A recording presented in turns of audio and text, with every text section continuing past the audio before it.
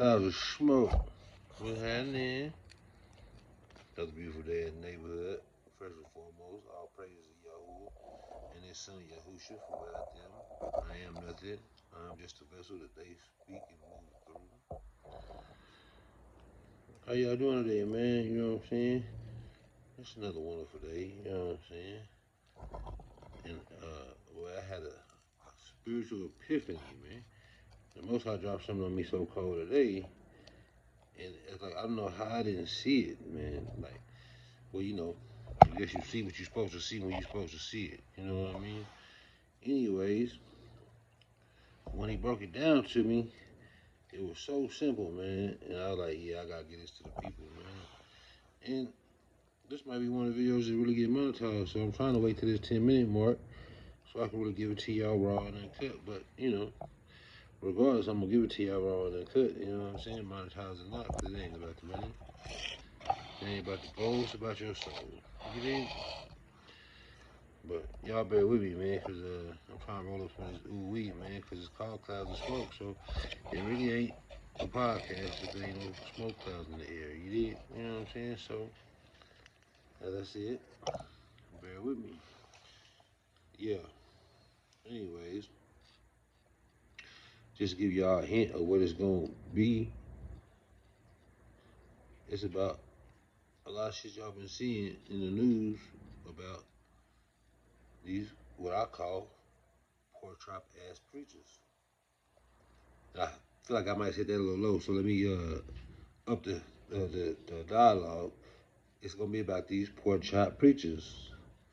And in this segment, I really want, I'm gotta post this on the book, and I really want all y'all true, devout believers to answer some questions for me, man. Simple questions. Nothing too drastic. Just something that I need y'all to answer for me to make it make sense. You know, this is to the Bible believers, man. If you are not a true Bible believer, you can leave now, because this ain't your cup of tea. But this is for all y'all who believe in the Bible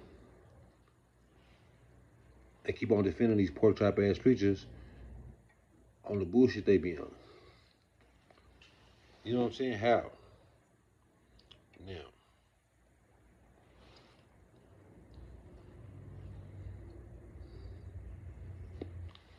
first and foremost, if you believe in that Bible, you will be a disciple of Christ, a follower of Yeshua, the Messiah, the only begotten Son of the Most High Yahuwah, right? Which means you're supposed to try to walk to your best ability how he walked, mimic him, right? So, he was the head of the 12 disciples. The 12 disciples was his flock, he was the shepherd. Not only were the 12 disciples his flock, but all those who believe his message, right?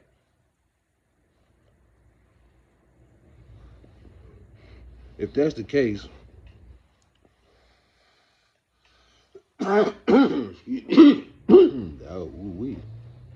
let's take a look at his walk. Now, first and foremost, most of y'all look down on individuals who don't go to church every Sunday, who don't believe in going to church every Sunday. They don't go to church every Sunday and or Wednesdays, right? Yet, if we look at Messiah's walk, the first time we really heard about him being in the temple or the synagogue is whenever Mary and Joseph took him to town to shop or whatever, and he disappeared and they couldn't find him. When they found him, he was in the synagogue slash temple slash church. Now, what was he doing in here? He didn't go in there to hear nothing. When they found him, he was in there reading the Torah. He was in there reading from the Torah. He was in there preaching. So the only time you see him going to church is as a young man going there to correct something.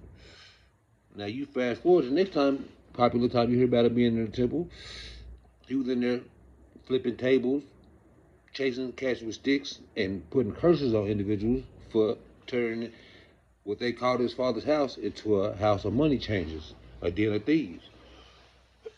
So, where was his ministry at? His ministry was in the streets. Paraphrasing, of course, but he said himself, why would I be in a church with everybody who think they healed and I came to heal the sick? They think they already got the answers. What am I being there with them for? I'm out here with those who know they sick and looking for the answers. Out here in the streets with the pimps, prostitutes, tax collectors, all that. Point one. Now, when do you see your pork chop practice out there?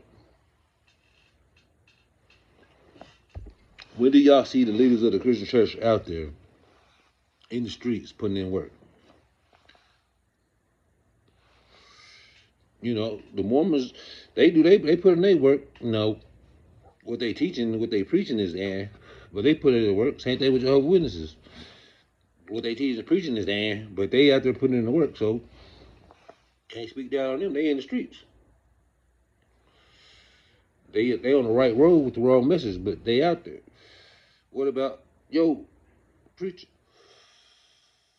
Not no fundraisers, not putting money in no charity. No, out there in the streets, man, feeding the homeless, getting at the wretched of the earth, getting at those who out there in dire need of a savior.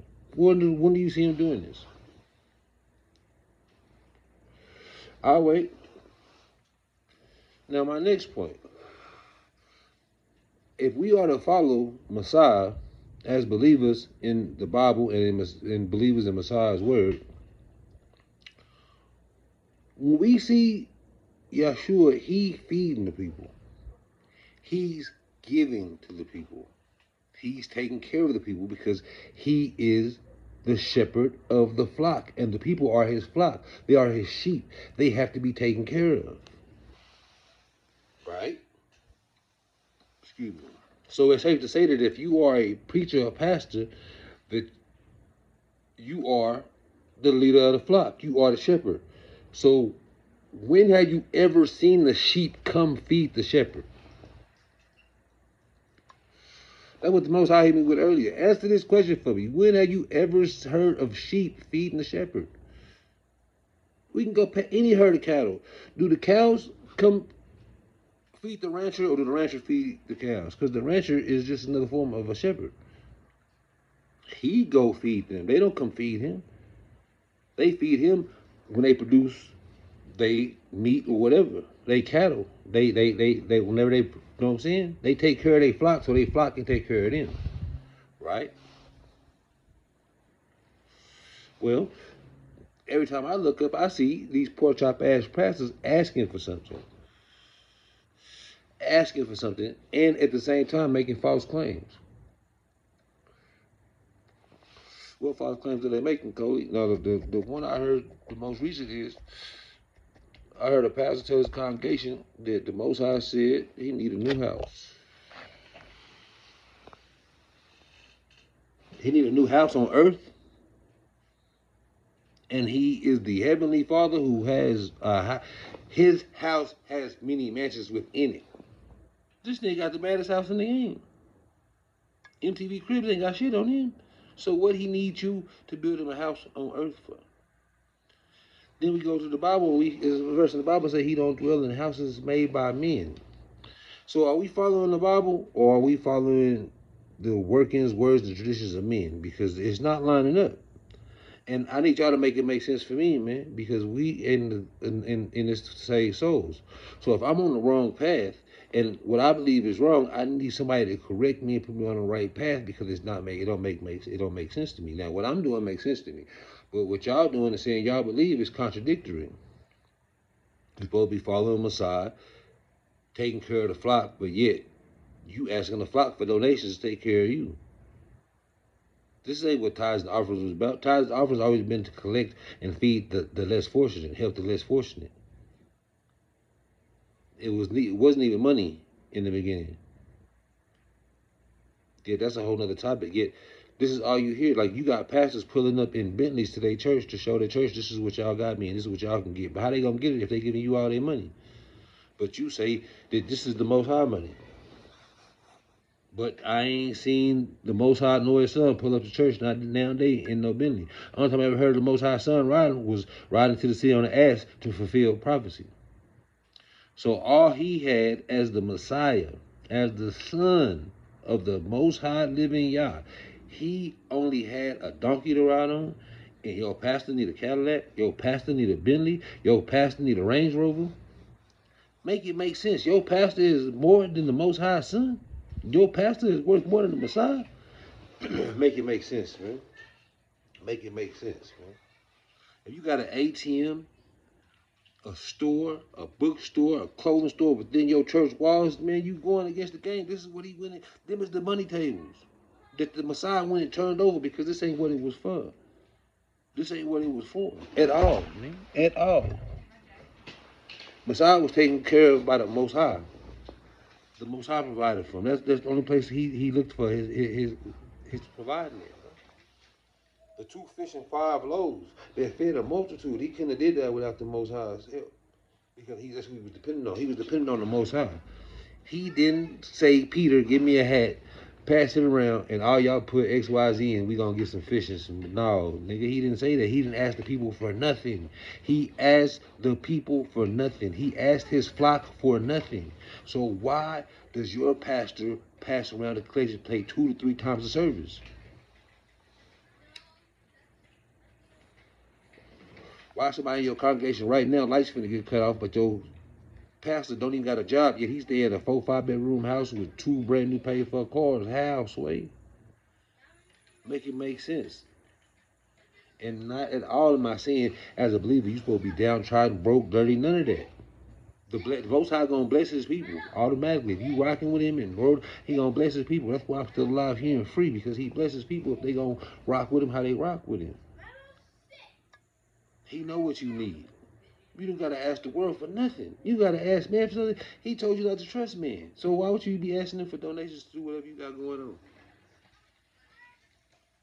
Make it make sense. You asking for more than the Messiah ever asked for. And even when he talked about money, what did he say about money? When they asked him about paying taxes, give it to Caesar / the government what belong to Caesar / the government, and get to the Most High what belong to the Most High. The Most High want fruits of the Spirit. He don't need nothing material. Yet you let your pork chop preacher tell you that he need a new house. The Most High said he need a new house, and we need to raise this much money so we can build onto the church. But you ain't doing nothing within them walls to help the poor, needy, and downtrodden. And he said himself, if you help one of these, it's as if you help me. So, what are you doing? What are we doing here, man? Somebody make it make sense, man. I'm wrong. I'm wrong. It don't make sense. I know it tugs on your Christian conscience, could go against what you've been taught, what you believe. That's what it's supposed to. The truth does that. We all was birthed into a lie in one way or another. It just is what it is. It wasn't no fault on our grandparents or great grandparents or our parents. They didn't know no better. They didn't have the resources and knowledge that we got now. And most of them weren't even reading the Bible. They was having it read to them by these pork chop preachers who was going to these seminary classes ran by Massa in them. Man, I ain't gonna beat you in the head with it. Everything I'm saying, you can go fact check it. Go fact check the Council of Nicaea. Go check all that, man. For real, for real. There's a lot of decisions that was made for your spirit before you was even born. It's a programming, man. It's a control mechanism. The Bible is not a control mechanism, but it can be weaponized and used as a control mechanism, just as any book can, just as any philosophy can. For real, man.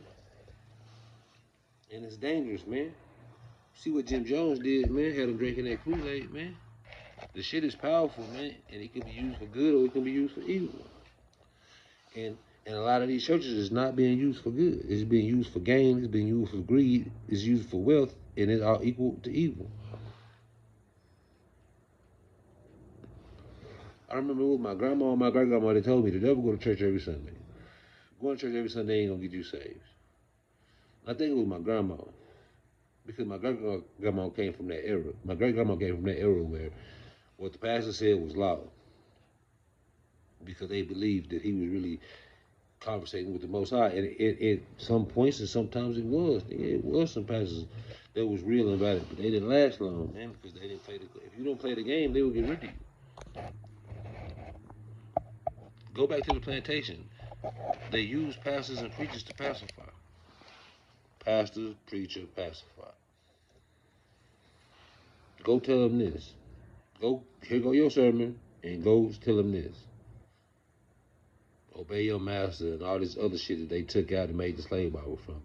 If you go research the slave Bible, if you know, you know. I just want somebody to make it make sense for me, man. Because it don't make no sense. Like, why are y'all asking for all this money, but none of this money is going to the people?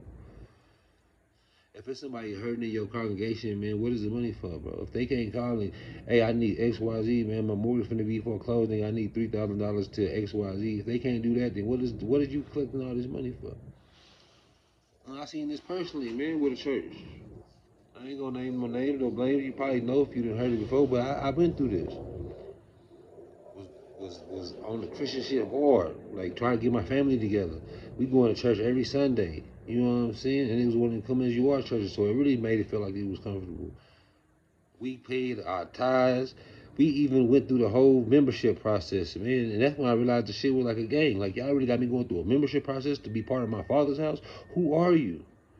Anyway, we go through the whole membership process and everything. Like I say, paying our tithes every Sunday, man. Giving our 10%, giving our all, man. And loving it. And being fulfilled by the fake spirit, by these songs and these tones and these frequencies they playing before they get in the nigga pocket. Well, boom. They had a cool little old spot, man. You know, 3 bedroom, 2 living room, you know what I'm saying? 3 bathroom type shit, you know what I'm saying? Back house, all that good shit. That shit was shit, nigga. It was high as hell. Came time to mortgage due, or whatever, nigga, we ain't got the bread. Me believing in the shit that I'm hearing, oh, they got us. Don't even trip. What we need, 1,200? Ah, man. We need 12. This is Tuesday. We need 1,200 for Tuesday, and we gonna give it right back to you on Thursday.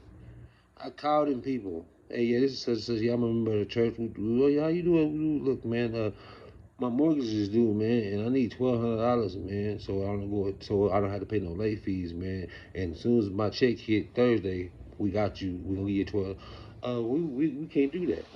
You can't do that. Now, pause that and rewind. The Sunday before that, they got on stage and said we raised $150,000 for the new campus. Now, mind you, at this point in time, they got like 4 or 5 churches in the city.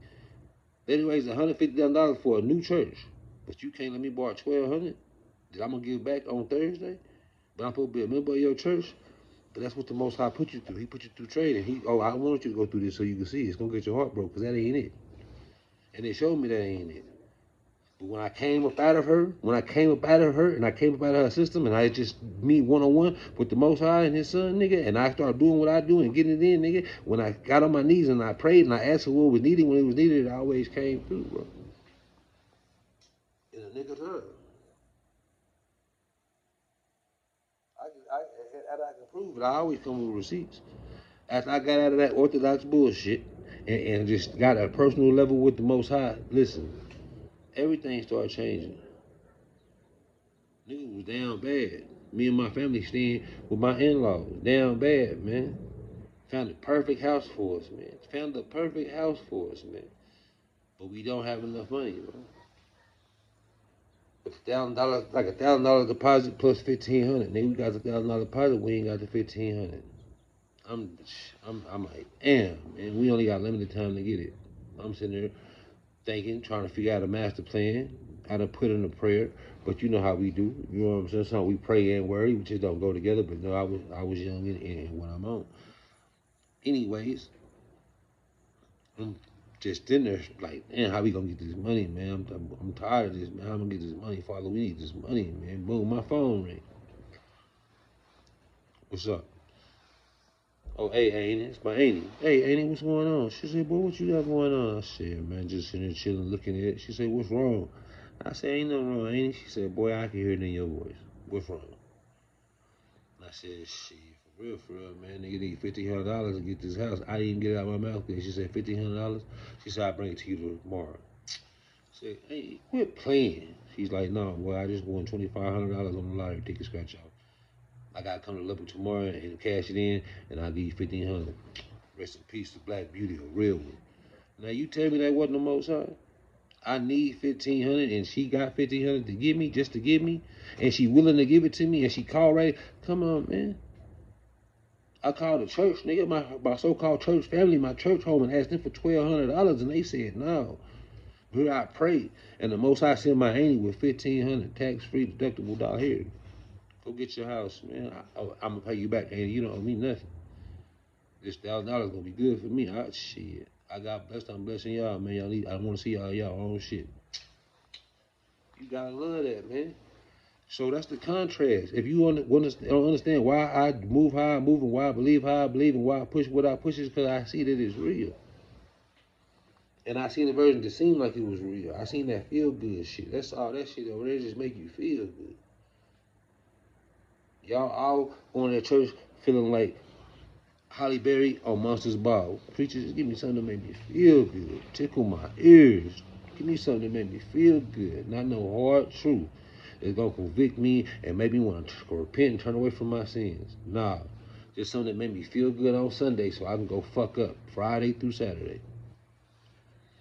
And then come and wash my sins away on Sunday. That's not how this shit works, just so you know. But that's what they pushing to y'all, man. And then I'm the bad guy. But the Bible say that, have I become your enemy by telling you the truth? If so, I can't help it. I still love you the same way, but I'm gonna push it how I push it. Because nigga, this is what's in my spirit. It's what the Most High tells me to do. And it come with the hate. It come with the resistance. It come with the abandonment. Yeah, this ain't no easy road. Nigga, it's a lonely road, nigga, because the programming is strong, the programming is deep, and the programming for years, bro. At one point in time, if somebody told me what I'm telling y'all right now, I would have followed them on it. Because you going against the program that it was put in my heart and my spirit by my family. Because my family was programmed and didn't know it. And I ain't the only program out here. But I ain't gonna even go there because, you know what I'm saying, that's the kind of worms that, you know, a lot of individuals not gonna like, because there's a lot of individuals in our culture that got out of Christianity and jumped to something else, and they think that's the end all there all.